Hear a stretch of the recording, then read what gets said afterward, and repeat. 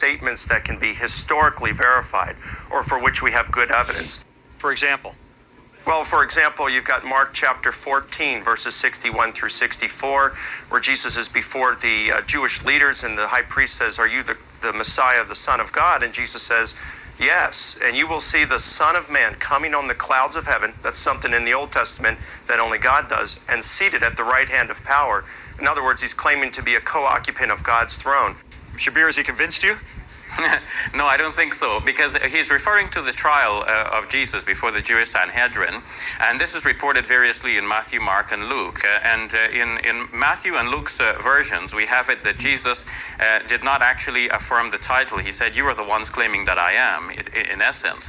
And to say that Jesus comes on the clouds of heaven proves that he is God himself. That would be to say that God could not do this for one of his creatures. So I do not think that arguing from silence will make Jesus God. It is clear that to affirm Jesus as God involves a logical self-contradiction. It involves a contradiction with the divine scriptures, and it involves also a religious problem. Now, I want to return you to that passage from the trial before the Jewish Sanhedrin. The Sanhedrin asks him, "Are you the Messiah, Son of the living God?" Now, and it says that Jesus said, "I am," in Mark's Gospel, but in Matthew and Luke's account of the same episode, Jesus says, "You say that I am." And unless you can first establish the actual words of Jesus, you cannot build a reasonable commentary on that. Now, it's okay, better but to Shabir, say what does he say right after that? "You say that I am." He says, "You will see the Son of Man coming on the clouds of heaven and seated at the right hand of power."